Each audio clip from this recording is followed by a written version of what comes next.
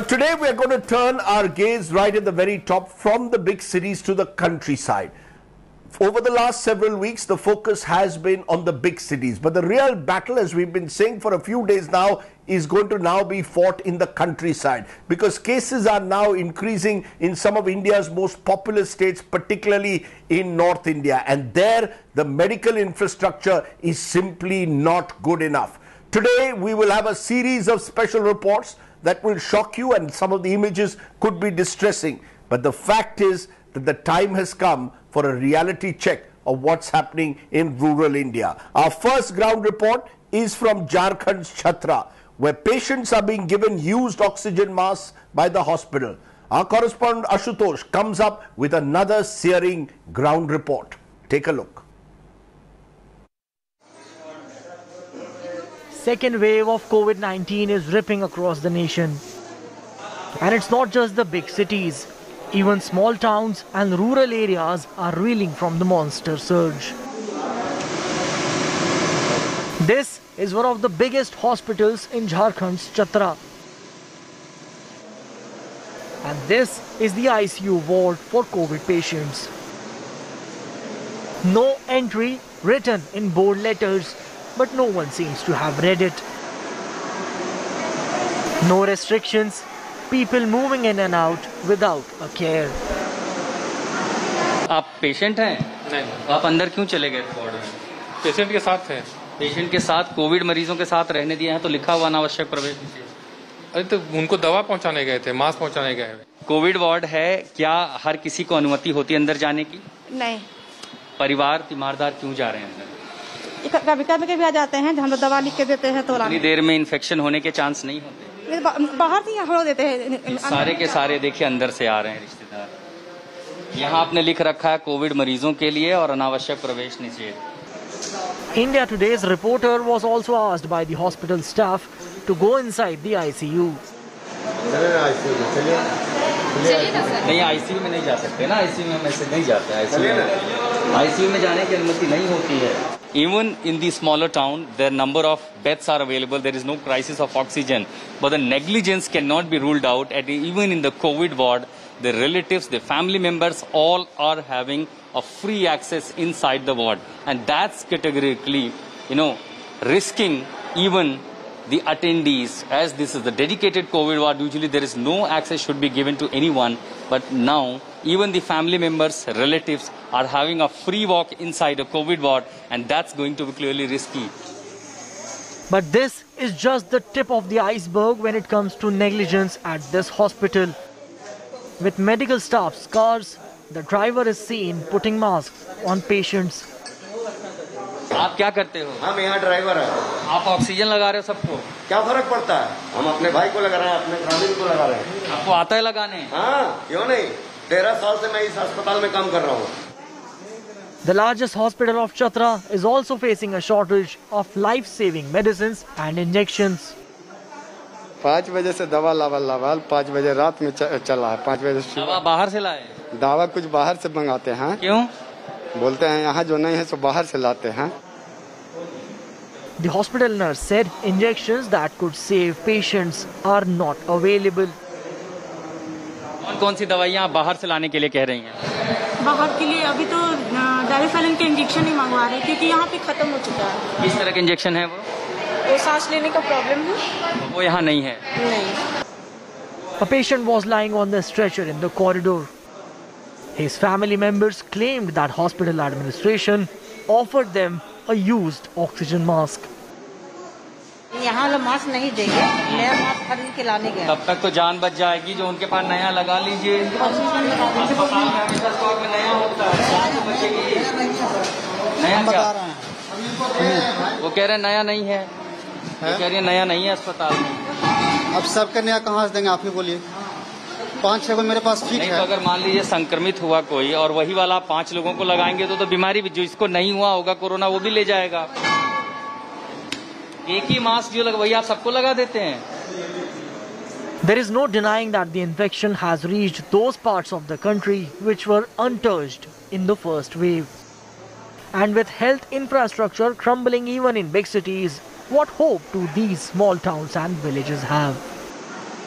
In this small town, a hospital is there, adequate number of bed and oxygen supply is also there. But it is only the negligence which is now seems to be a bigger fear. The free access to the relatives in the COVID ward, drivers putting up oxygen cylinders to the patients, and crisis of essential medicines, injections seems to be a big concern for the coming days as we are heading towards a peak of COVID. Hopefully, the government and administration will take call on this. Bringing you this ground report from Chatra, Jharkhand with Sanjay Kumar. This is Ashutosh Mishra for India Today.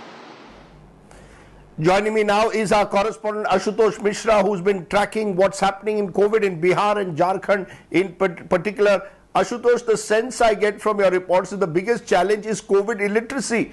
Most of the people do not really know what is the basic COVID protocol to be followed. Where is the problem? Is it that there has been no education, no communication in the small towns and villages as to what to do if you get COVID? You're absolutely right, Rajdeep. In the rural areas, in the small town areas, clearly, if you say that people are not literally aware about the COVID safety protocols, but then it comes the duty towards the administration, towards the hospital administration, and towards the local governance, why there is no level of awareness. But at the same time, even if they are not aware about the safety protocols, clearly they cannot have a free access inside the COVID ward. And this is just not one place. From Bihar to Jharkhand to West Bengal, all over what I have seen, that people are easily walking in and out in the COVID wards. Besides that, there is a crisis of oxygen. Besides that, how the masks are being given one to another, the using thing. Besides that, there is a crisis of essential injection that you also heard in this ground report from Chatra. The biggest concern what I see is the COVID contamination. If there is emergency ward, there are patients kept, both who are COVID and both those who are awaiting for their results. Could be they are not all positive, but what if they come in contact with the positive cases? At the same time, this free access that you see in the rural areas. Right. Let me also tell you that how in Bihar, the COVID patients and their relatives, their loved ones, their family members have to sit with them in the wards to take care of them, and there are no nursing staff, no healthcare workers to take care of the patient. And that's going to be a negligence what we see in the remote parts of India, in this part of India. Rajdeep. Right. So a combination of criminal negligence and COVID illiteracy, it's a deadly combination. Ashutosh, continue to bring us those reports from the ground, away from the bright lights of the big cities, and of course, stay safe yourself.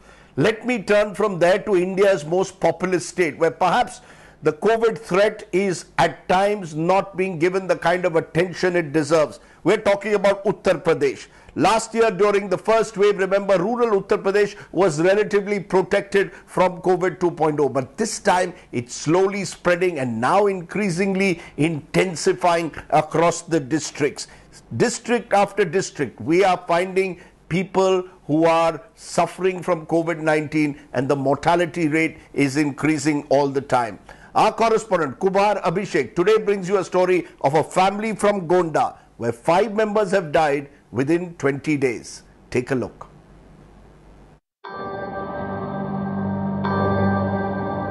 In the first COVID wave, it was cities that were the worst hit, and India's hinterlands were relatively untouched by the virus.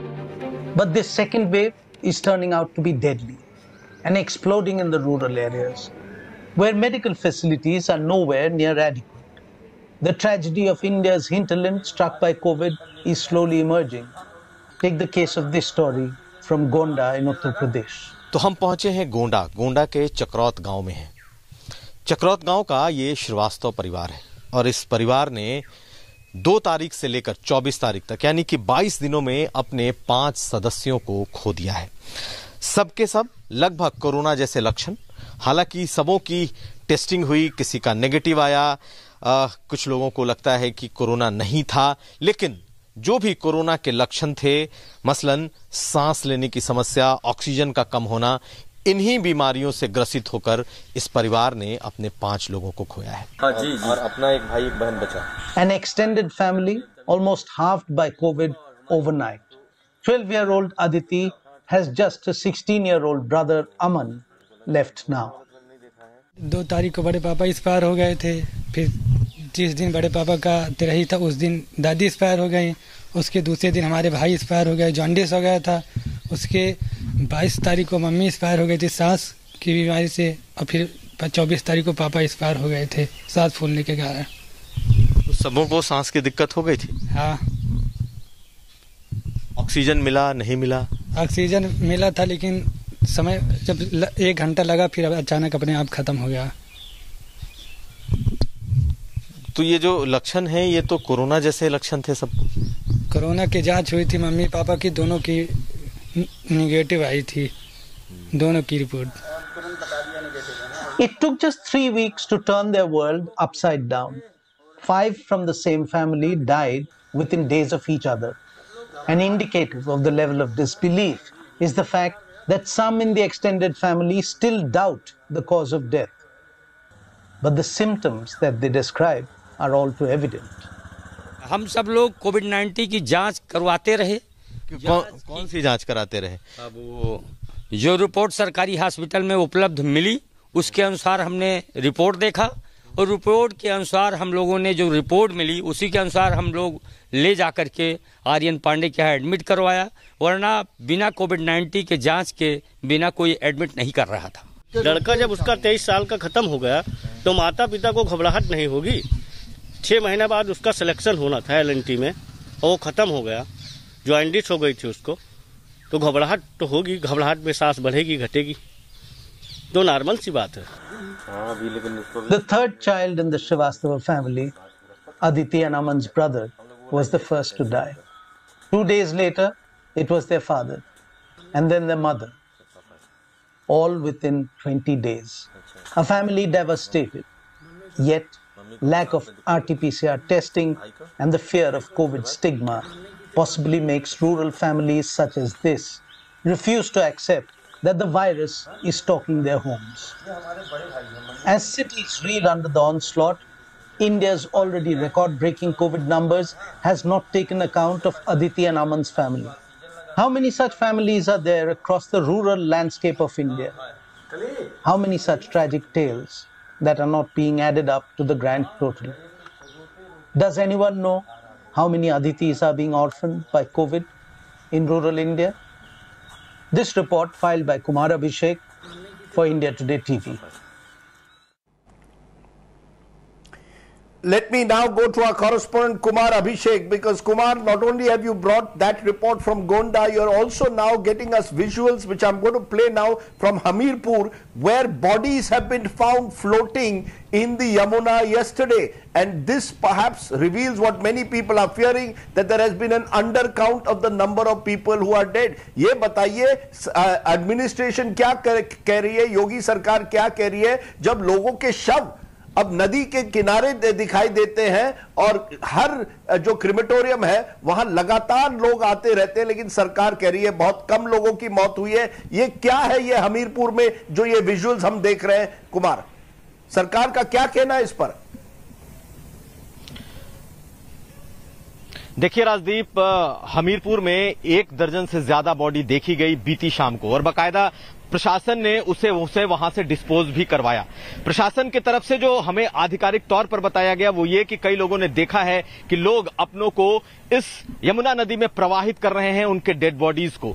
जो हमारी जानकारी है उसके मुताबिक ये जो यमुना का इलाका है उसके चारों तरफ गांव हैं, उसके दोनों किनारों पर गांव हैं, और गांव में जो मौतें हुई हैं उसमें बहुत सारे लोगों ने सीधे यमुना में इसे प्रवाहित किया है। एक बात और, चाहे वो कानपुर का इलाका हो चाहे वो गोंडा हो, गांव की हालत बेहद खराब है, इसमें कोई दो राय नहीं है, और सबसे ज्यादा जो कोरोना है वो फैला है। ऐसी स्थिति में गांव-गांव में शमशान का जो इलाका है वो हर नदी के किनारे किनारे आपको अवैध तरीके से दिखाई देगा। अवैध हम इसलिए कह रहे हैं कि उसका कोई काउंट नहीं है, लोग शमशान घाट तक जाना नहीं चाहते, अपनों को या तो नदी के किनारे खेतों में अपनों के शवों को जला रहे हैं या फिर कुछ इस तरीके से नदी में उन्हें प्रवाहित कर दे रहे हैं। यह बेहद ही डरावना दृश्य है राजदीप, लेकिन यह सच है कि लोग गांवों में जिनकी मौतें हो रही हैं वो अनअकाउंटेड हैं, उनका कोई आंकड़ा नहीं है। और हमें जब ऐसी चीजें दिखाई दे रही हैं कि जब एक शहर के पास आकर तकरीबन दर्जन भर लाशें दिखाई देती हैं,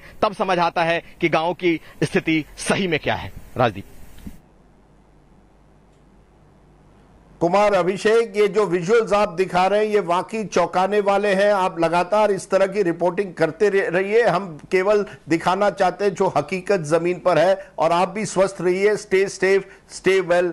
Kumar Abhishek reporting from Uttar Pradesh. Is the real crisis now of COVID 2.0 shifting to rural India? And is rural India really, particularly northern rural India, the Bimaru states, capable of handling the scale of the crisis? Are we heading for a catastrophe? Joining me now, Poonam Muthreja, Executive Director at the Population Foundation of India, Dr. Ved Prakash, HOD Pulmonary Critical Care Medicine at Lucknow's King George Medical University, and Dr. Abhay Bang, Founder Director Search, and the man who really rediscovered rural health care in this country, much feted Dr. Abhay Bang also joins me. Appreciate all of you joining us. Dr. Ved Prakash, I want to come to you because we just showed a story from Uttar Pradesh, easily the country's most populous state, larger population than most European countries, over 20 crores. The scale of the pandemic in rural UP. Do you fear the worst? Do you get a sense that that is where the policy makers need to focus greater attention? And what, according to you, is the biggest challenge in rural Uttar Pradesh today? Yeah, definitely, Rajdeep. Very much valid point you are raising, that the real crisis is the lack of infrastructure, health infrastructure in the rural India, and we are facing. And the scale up of the count of the numbers and deaths are showing that the virus, the deadly virus, has been spreaded into the villages like anything. So this is the spread at community level, we can say. And the real crisis is about the identification of the symptoms. But Lucknow, but Doctor Saab, Lucknow mein iski koi ye. No, but we see the facilities in district hospitals, whether it's in Jharkhand, Bihar, UP. आप बताइए ऐसे district hospitals में is there enough COVID communication की COVID है क्या? लोगों का where is the communication? Do you see that or not? बिल्कुल राजदीप, आपने बहुत वैलिड क्वेश्चन रखा है कि किस तरह से हम लोग एजुकेट कर पाएं रूरल पॉपुलेशन को, उनको बता पाएं कि सिम्टम्स क्या हैं और किस सिम्टम्स को। और मैं अभी एक इम्पोर्टेंट बात ये कहना चाहता हूँ कि जिस प्रकार से हम लोग टेस्ट की डिस्क्रिपेंसी देख रहे हैं, बहुत सारे लोग कोविड हैं लेकिन टेस्ट नेगेटिव आ रहे हैं, ये शहरों से भी अछूता नहीं है।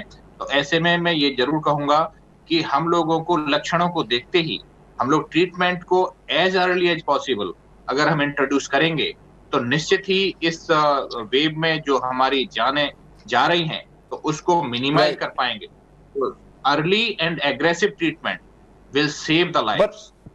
तो मैं यही कहूंगा कि वहां पे लोग अपने लक्षणों को समझें। Treatment will save the life. नहीं, ये आपकी बात बिल्कुल जी बिल्कुल सही, सरलीकरण करना होगा। जी बिल्कुल सही डॉक्टर प्रकाश, आप कह रहे हैं अर्ली एंड अग्रेसिव टेस्टिंग। जी doctor Abhay Bang, you are in a sense the person who discovered the need for rural healthcare in this country. Your pioneering work in rural Maharashtra. I want to understand, have the chickens come home to roost? That for years this has been neglected. There has been very little investment in rural India in healthcare, and now faced with COVID, especially in states like Uttar Pradesh, Bihar, Madhya Pradesh, Rajasthan, Jharkhand, it is becoming a crisis point even in rural Maharashtra. In rural Maharashtra, it appears that the district hospitals are ill-equipped to deal with the scale of this of the pandemic, Dr. Bang.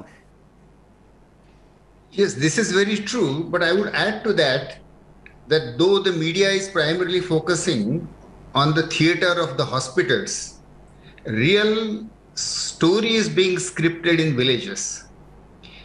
And when the disease came, it first came to Nagpur, then to Gadchiroli, and then to Taluka towns, and then to the villages. In the first wave, it took 4 to 6 months for traveling the infection.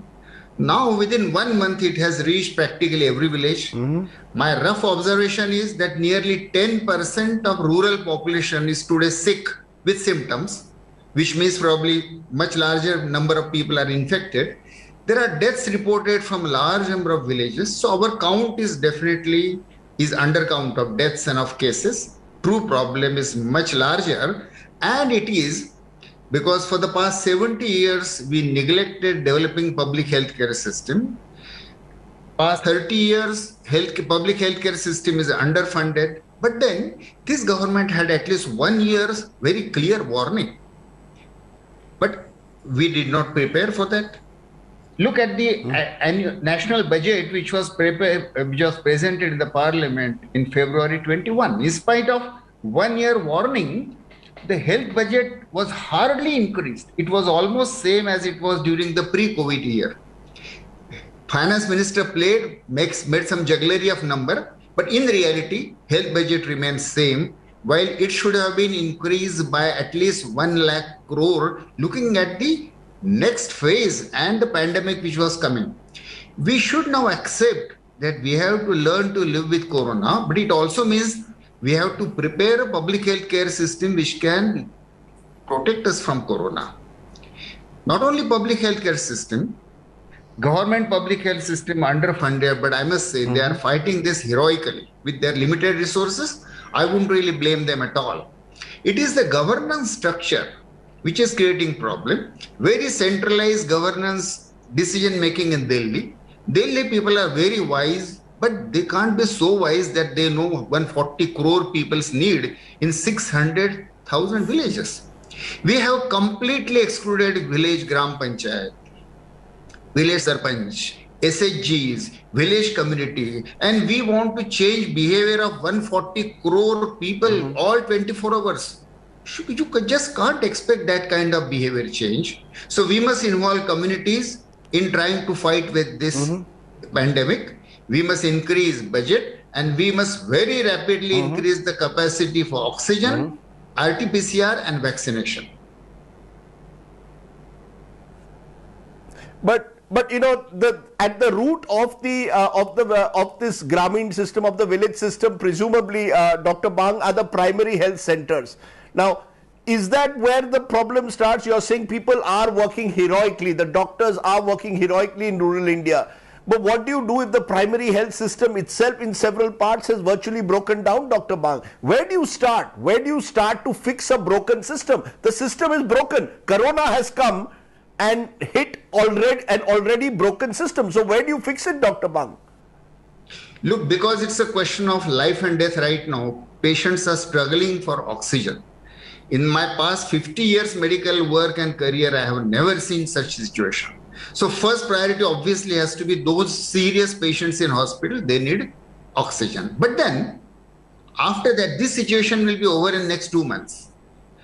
We must very rapidly build the public health care system for universal health care, primary health centers, sub-centers, and health and wellness centers, presumably 150,000 health and wellness centers. They must all be equipped to deal with corona. They need not have ICUs, but they can deal with 90% of the cases of corona.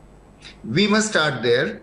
We must involve communities. Look what is happening in Gadchiroli. Though disease is rampant, people don't want to get tested because they think quarantine will be enforced. They don't want quarantine.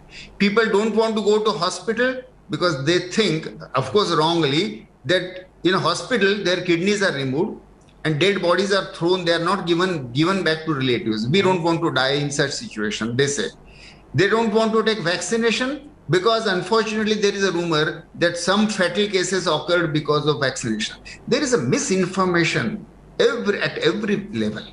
So we need to involve village leaders, village communities, SHG, women really to educate 140 crore people as to what is the nature of infection, what they should be doing at home, if they fall sick, what they should be doing, and that vaccination is a lifesaver. They should not be shying away from it. We did not do that. We did not prepare ourselves nationally for the past 1 year when we had the opportunity. So now we are firefighting and we have to be in emergency mode for a while. But in long term, I would say in every village, there should be one Asha and one Ashok, a male health worker. We need 2 community health workers in every village, well-funded PSCs and universal healthcare system, and a governance structure which doesn't work from Delhi, but it works from states and from district and from village panchayat. That's what we need. I think I think you make the critical point. Delhi doesn't know best. Sitting in Delhi, whether we are journalists or politicians, we don't know a country of more than 720 districts. We need to decentralize. Poonam Muthreja, let me throw the numbers again. 9 of India's poorest states, home to 581 million or 48% of India's population, accounted for 70% of the country's infant deaths, 75% of under 5 deaths and 62% of maternal deaths. Now this is in 2017 numbers I had. Since then, of course, the numbers have only intensified. The worry is, if COVID is hitting a Bengaluru or a Delhi or Mumbai in the manner it has, it's going to spread havoc in rural India. Do you think that was the same complacency that we saw with urban India reflected in what we are now seeing in rural India? Has it been caught napping unawares? We thought this disease will not spread into rural India. Do you think that's the problem? And that's why we are struggling and firefighting, as Dr. Bang is calling it now? We never cared about rural India even earlier. We have AIIMS and other facilities we still have in the cities, but in rural areas, we have invested very little or next to nothing in the primary healthcare system. And that's where rural India lives. Rural India doesn't even come to district hospitals. So we have totally neglected the primary healthcare sector. We don't have doctors in the villages. We depend on Ashas. Ashas are the ones in March also were doing everything that needed to be done, who are unpaid, incentivized workers. And what have we done to them? We've exhausted them. We haven't paid them. We have a large number of Ashas who are sick, who we have not taken care of. We never gave PPEs or any protection kits to our frontline health workers. How are you expecting right now that they will be able to deal with people dying, people not having any oxygen in a primary healthcare center is a rare commodity, and the community health centers also, the state they are in, and they're very far, people find them inaccessible. So our rural infrastructure is a reflection on how little we care about our rural people. Second answer to your question is we thought it didn't go to rural areas. We were very proud that COVID was an urban phenomena, and it didn't. There was very little COVID in the rural areas, fortunately, in the first wave. So at this point of time, we hadn't thought at all. We hadn't planned. Our government is sleeping. We had 1 year to prepare, as Abhay rightly said. We were told we were closing down when we had a lockdown at 4 hours notice. It was because India was going to prepare for COVID. We did not prepare at all in the rural areas, other than putting forward Ashas to go and do surveillance and to go household. So what should we do? But give me the solution. I just want to say, at least we had. Give me the solution. What according to you? What according to you is the solution then? The solution is right now, as Abhay also said, you have to fight the people who are infected. Behavior change, communication has to be, we have to reach out to our people. There's no communication we have done with the large number, from the center to the state and at the district level. Involve panchayats, ashas, frontline workers, do short trainings. We can do half-day, one-day trainings online. We've been doing it for the community workers. You use panchayats and the televisions in panchayat houses to panchayat ghars to train them on basic what they need to do when there are mild symptoms, how to treat, how to segregate, how to quarantine, and where there are severe cases, where to take them. You have to decentralize this. You need the collector. We don't need the PM telling the country what to do. We need the DM. We need the collector in charge of districts for COVID. And they have to focus all their energies right now on COVID, and we have to reach medicines, we have to reach paramedicals, we have to reach what we can in a firefighting mode to the rural areas. Right. But you will say we don't have it for urban, how do we get it for rural? Bring in the army, bring in all the other railways, everybody, but send them for God's sake to rural areas to manage with the DM. We need to also help the DMs understand what needs to be done, and then work at the village and district level. And if you give the responsibility to panchayats and the people, that's the only thing I can see right now. I cannot expect trains and buses of loads of oxygen and doctors going to the villages immediately. Right. But it is people themselves. They have the resilience, they have the capacity, and our frontline health workers are not just ASHAs. Let's involve ASHAs, ANMs, and Anganwadi workers. I call them the 3 aces. Wherever I've seen given responsibility, they do very well. Let's invest in them right now, and also make funding available.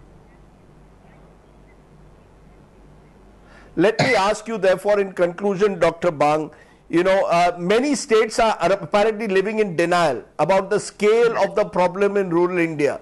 What is your message, Dr. Bang, to those who are underplaying deaths, who say, no, there is no crisis, don't worry, sab kuch theek ho jayega? As you said, most people are misinformed even about vaccination. There aren't even enough vaccinations in most districts. What will you tell those who are living in denial today? A quick final word, Dr. Bang. Starting from the national leadership to the village leadership, everybody must agree, accept that this is an emergency, and involve 140 crore people in this fight. Don't governmentize the fight. It has to be communitized. That's a nice word you've used. Don't governmentize the fight, communitize it. I just want to tell our guests as well as our viewers, I have a camera assistant who works with me at home, Bahadur Singh Rawat. His mother needs medicine in Uttarakhand. She has to travel, or relatives have to travel 80 kilometers to Srinagar, and there is Srinagar in Uttarakhand, and there also there is a queue to get medicines. Now this is the state of Uttarakhand. Hilly terrain, 80-90 kilometers to travel to get medicines which often are not available. There's a queue.